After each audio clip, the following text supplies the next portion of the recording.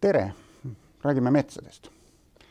Euroopas on metsade hoidmisele ja kaitsele hakatud viimasel ajal suuremat tähelepanu pöörama ja nii ka Eestis. Ja eks oma metsade elurikkuse hoidmine peaks ikka olema ennekõike meie enda asi.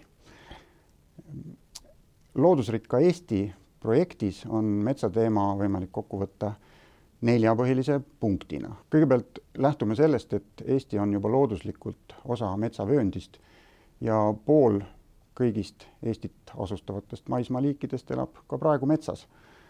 Osa viljakaid metsi on küll ajalooliselt tehtud põllumaadeks, kuid pool on ikkagi alles ja need on väga eriilmelised. Looduslikult vaadates oleneb metsa elustiku koosseis peamiselt mullatüübist ja puuliikidest, mis seal kasvavad, aga inimese poolt kujundatud metsas ka metsa vanusest ja muidugi paljudest muudest asjadest, mida seal tehtud on. Nii et ühel Eesti metsahektaril võib parimal juhul elada koos kuni 1000 liiki ja kui me paneme maastikel erinevad puistud mosaiiki, siis me saame seal 10 000 liike külje kõrval elamas ja kokku puutumas. Nüüd teiseks, kui me vaatame kaitsealasid ja võib-olla laiemalt Natura võrgustikku, siis elurikaste metsade kaitse on neis väga tähtis eesmärk. Lõppude lõpuks on Natura 2000 maailma kõige suurem kaitsealade võrgustik üldse. Ja kuna iga metsatüüpi ei saa kaitsta ühtemoodi, sest nende elustik on erinevalt kohastunud, nende ohud on erinevad, siis me peame tegema seal erinevaid asju. Me peame kaitsma neid veidi erinevalt. Näiteks ütleb juba nimigi, et märgades metsades peab olema vett. Aga märgimetsi on inimene puidu saamiseks varasematel aegadel ulatuslikult kuivendanud. Ja kui vaadata, mida niisugune pikaajaline kuivendus teeb, siis selle tulemusena laguneb seal turvas, sootaimed kaovad ja nendega koos muutub ka loomastik. Ja nõnda saavad soomännikutest ja loodulepikutest kõdusookuusikud, mida enam eriti lihtsal viisil looduslikuks tagasi ei muudagi. Kui me vaatame kuivasid metsi, näiteks luidetel kasvavad nõmmemetsi, siis seal on vastupidine probleem. Need kipuvad samblasse kasvama ja lõpuks soost. Kõige tavalisem probleem tänapäeva metsades, vaadates asja elurikkuse poolest, on siiski see, et nad on vaesunud.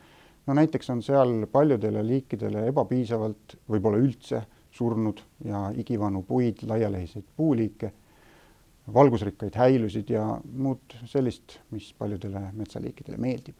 Kolmandaks, me teame, et elurikkaid metsi saab kujundada, kui see hästi läbi mõelda ja asjaosalistega kokku leppida.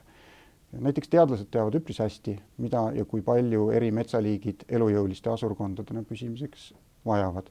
Meie kutsume seda soodsaks seisundiks ja looduskaitse eesmärk, sealhulgas ka Natura 2000 võrgustiku eesmärk, on tagada võimalikult suurele osale elurikkusest soodne seisund.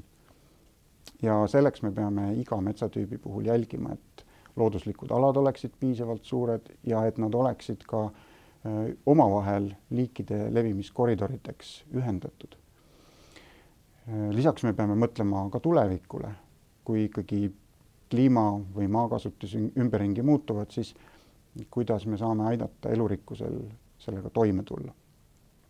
Ja nüüd nende sisuliste kaalutluste põhjal kavandavadki looduskaitseametkonnad erinevaid tegevusi ja neid kirjeldatakse tegevuskavades. Kõlab võib-olla väga bürokraatlikult, aga tegelikult on väga tähtis, et loodusrikka Eesti projektis tehakse nii märgadele kui ka kuivadele metsadele Keskkonnaameti ja ülikoolide koostöös 10 aasta tegevuskava. Kuidas need tegevuskavad saavad teoks? Seda tuleb teha koostöös. Ja nõnda ka selles projektis kujundatakse metsade elurikkust ja taastatakse metsi koostöös Riigimetsa Majandamise Keskuse ja teiste metsaomanike esindajatega. Tegevuskavade sisuliselt kõige huvitavam küsimus on, et mida saab Eesti riik ja siinsed metsaomanikud metsade elurikkuse heaks lähemal 10 aastal päriselt teha. No kuidas näiteks kujundada kunagi istutatud üheliigilisest puistust mitme puuliigiga mitmekesine mets. Selles projektis tehakse lähiaastatel tuhandetel riigi omandis olevatel metsahektaritel niisuguseid taastamistöid, mis taastavad just nendele metsadele looduslikult omaseid protsesse.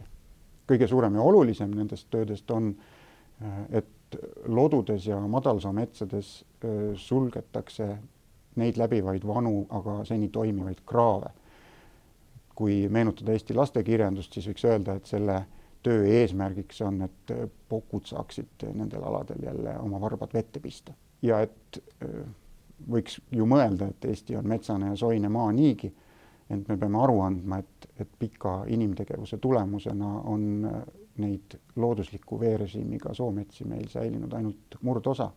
Mujal Euroopas on nad aga hoopis haruldased ja see on ka põhjus, miks just Euroopa Liidu rahaga meil selliseid töid tehakse.